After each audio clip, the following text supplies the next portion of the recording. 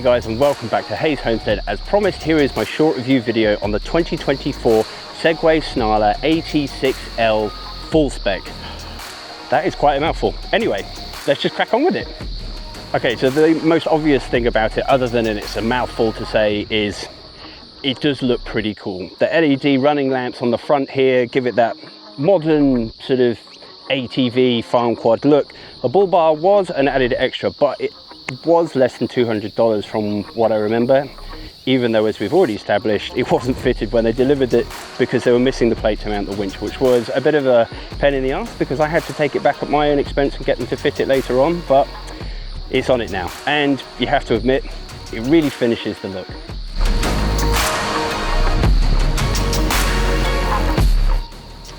Now, only on a full-spec model does it come with these beadlock rims and these massive 26-inch knobby tyres. Now, they have excellent grip, especially when you're in four-wheel drive. But if you keep it in two-wheel drive, they're just loose enough for you to still have fun with the back end. Also on the full-spec model is the gas strut shock absorbers, which give 210 mil range of travel, which is quite a lot if you think about it for a farm quad.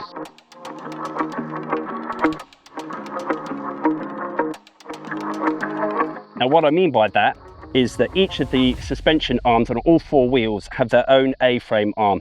Not all of them come with these protective plates. That was the other extra that I had added to stop any twigs coming up, basically busting my my diff and my axles. But having said that, it does offer really great independent travel on all four wheels, so you can handle much tougher, much bumpier terrain without feeling like you're being thrown all over the place. Thrown? What? That's not even a word. Anyway, while we're here at the back end, we can just quickly talk about the tow ball. Now, this came as a standard fitting on the full-spec model, but you can get it as an extra on the lower models. Comes with a 9-pin trailer plug, but you can always get an adapter if you use the modern ones now. The only problem I do have with this, however, this safety arm, which I'm not going to remove because our terrain is quite hilly and there are quite steep banks. I don't want to roll over and kill myself, so I don't want to remove this, but it does hinder putting on a trailer. You have to bring it in at an angle, so when it sits down, it doesn't interfere with it then, but it's only if you come in, the trailer thing sort of hits it. But, I mean, I can live with that. The last bit about the back end that I do want to talk about, however, is this tiny little boot space. What can you fit in it? Well, not much really. I managed to put my drone in here. You can probably put a drinks bottle and a sandwich.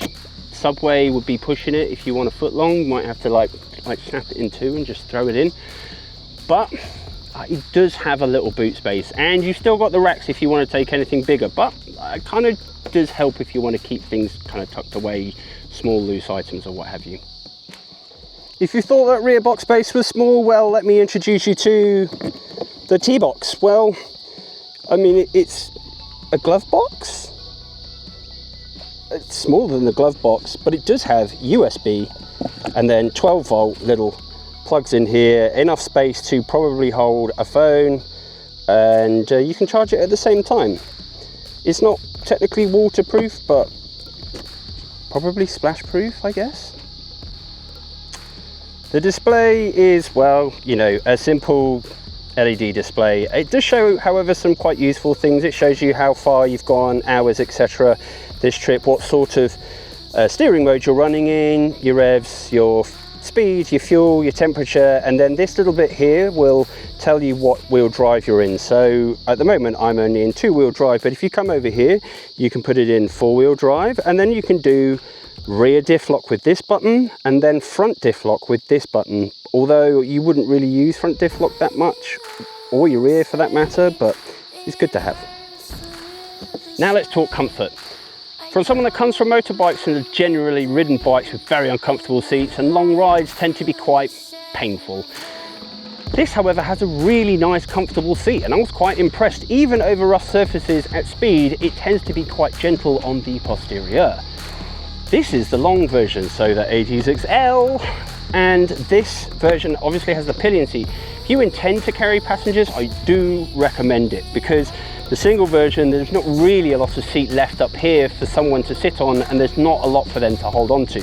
The rear seat, Well, I'm going to say it's more comfortable than this one. It's got a lovely backrest, great handles to hold onto that my wife really loves because she says I ride too fast, and if I go off, she's not coming off with me.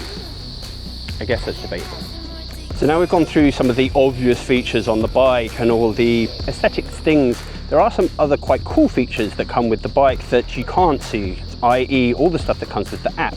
Now, there is a Power Sports app and it allows you to remotely operate, as in switch on and off the quad bike without a key using Bluetooth on your phone.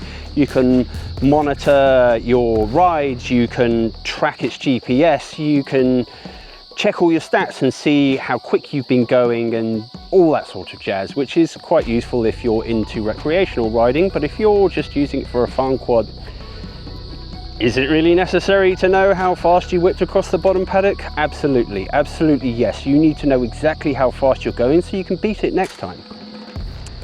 So we've established all the techie bits and that it looks grey and it's very comfortable, but as farm quads go, does it farm quad? I guess the only thing to do is have its pants down.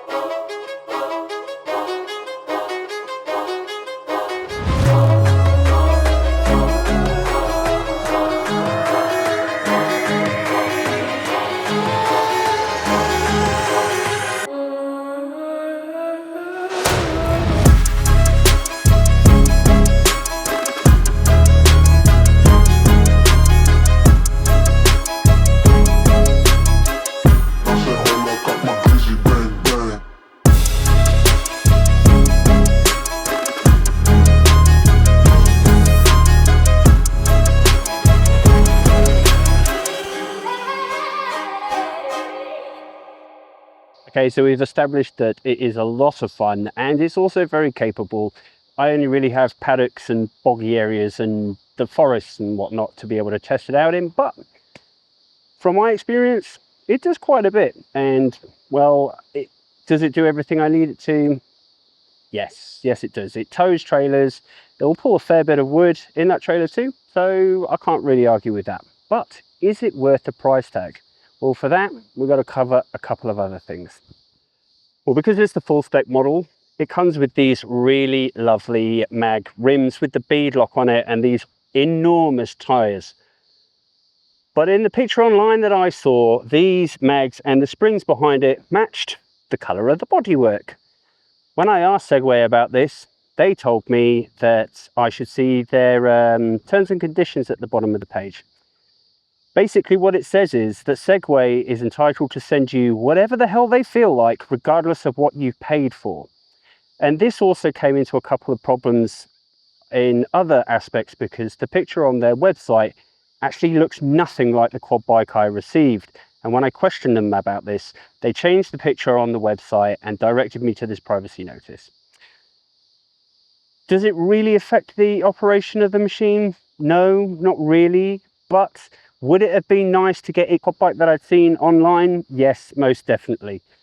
The fact that I got black mags and black springs when I've got blue frame, blue extras, blue bodywork, it sort of made me a little bit disappointed, because if you are dropping that much money on a vehicle, you probably expect it to come out pretty much as they've advertised. On top of that, their response with, we'll send you whatever the hell we've got, also a bit disappointing. So Segway, if you're watching, I think you need to pick up your game and send out the items that people are paying for.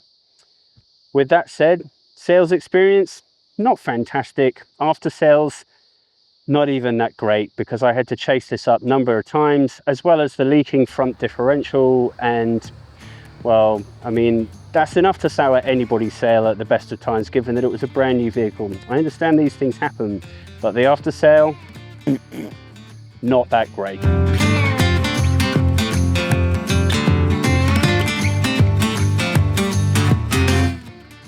In terms of a farm quad, would I get this again, or would I have gone with another choice? Well, honestly, I probably would have stuck with this.